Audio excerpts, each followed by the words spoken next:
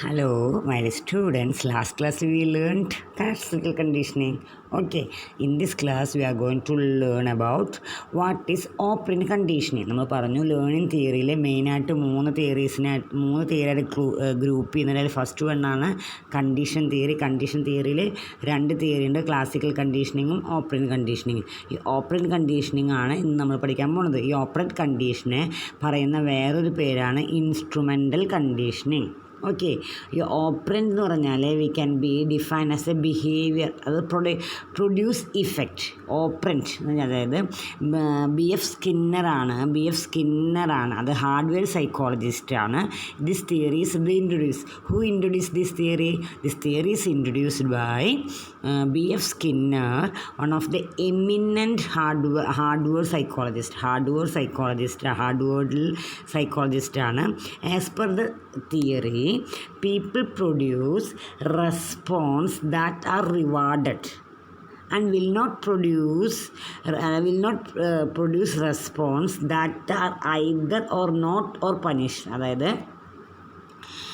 എന്താ പറയുന്നത്? As per this theory people produce response that are rewarded and will not produce response that are either not rewarded or punished. അതായത് നമ്മളുടെ ഒരു response, നമ്മളൊരു കാര്യം ചെയ്യുക, റെസ്പോണ്ട് ചെയ്യുക, അത് ആദ്യം വരണം.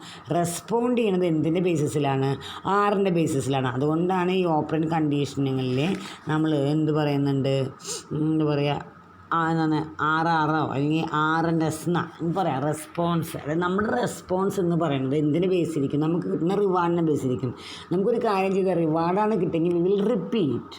അതർവൈസ് നമ്മൾ എന്ത് ചെയ്യുന്നില്ല, നമുക്ക് റിവാർഡും കിട്ടുന്നില്ല എങ്കിൽ നമ്മൾ റിപ്പീറ്റ് ചെയ്യില്ല. അല്ലെങ്കിൽ നമുക്കൊരു പനിഷ്മെൻറ്റാണ് അല്ലെങ്കിൽ അങ്ങനെ പനിഷ്മെൻറ്റ് കിട്ടിയാലും നമ്മൾ റിപ്പീറ്റ് ചെയ്യില്ല, റിവാർഡ് കിട്ടിയില്ലെങ്കിലും റിപ്പീറ്റ് ചെയ്യില്ല. റിവാർഡ് കിട്ടിയാൽ മാത്രം നമ്മൾ എന്തായിരിക്കും, നമ്മൾ എന്ത് ചെയ്യുക, ആ കാര്യം റിപ്പീറ്റ് ചെയ്യുക. അതുകൊണ്ടായിരിക്കും കുട്ടികളെ അടിച്ച് വളർത്തണം എന്ന് പറയുന്നത്. കാരണം ഒരു കുട്ടി തെറ്റ് ചെയ്ത് കഴിഞ്ഞാൽ അവന് പനിഷ്മെൻറ്റ് കിട്ടി, then he will not be repeated. അതാണ് ഈ തിയറിയുടെ ബേസ് എന്നാണ് എൻ്റെ ഒരു ഔട്ട്ലൈൻ എന്ന് പറയുന്നത്, എൻ്റെ ഒരു ടേക്ക് അവേ എന്ന് പറയുന്നത്.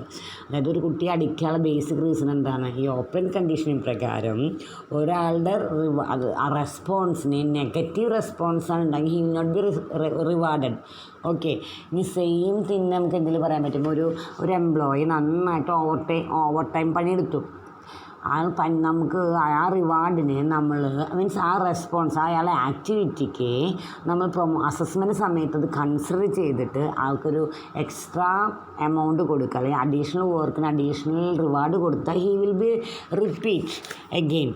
അതായത് നമ്മൾ നെക്സ്റ്റ് ടൈം സബോർഡിനേറ്റ് ഈ ടൈം ഓഫ് ഇവാലുവേഷൻ സമയത്ത് superior not fulfil his assurance കൊടുക്കുന്നില്ല, തരാം എന്ന് പറഞ്ഞിട്ടുണ്ടായിരിക്കും. സബോർഡിനേറ്റ്സ് ഓവർ വർക്ക് ചെയ്തിട്ട് അതിൻ്റെ എന്താ പറയുക, സുപ്പീരിയർ ഇവാലുവേഷൻ സമയത്ത് ആ അഷുറൻസ് കീപ്പ് ചെയ്യുന്നില്ലെങ്കിൽ next time the subordinate very easily very coolly decline to the work.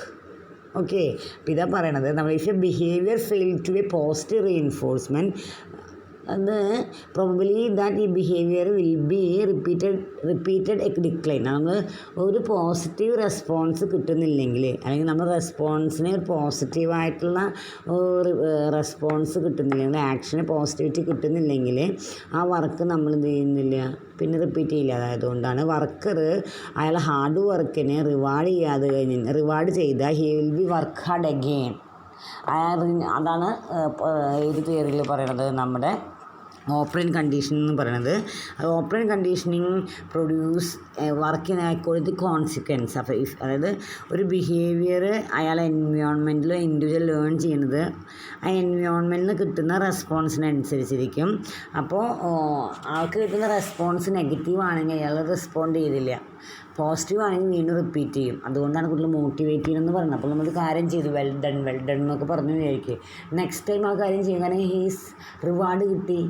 Okay, ആ റിവാർഡ് എന്താവും, അത് മോണിറ്ററി ആവാം, നോൺ മോണിറ്ററി ആവാം. പക്ഷേ ഒരു ആക്ടിവിറ്റി റിപ്പീറ്റ് ചെയ്യണമെങ്കിൽ റിവാർഡ് ഈസ് മസ്റ്റ് ആണ്.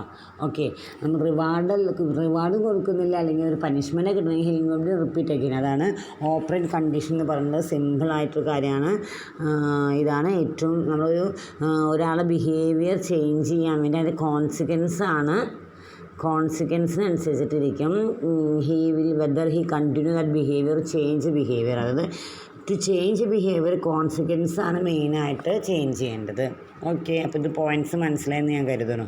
അപ്പോൾ ഇതാണ് നമ്മൾ ഓപ്പറേറ്റ് കണ്ടീഷൻ എന്ന് പറയണത്.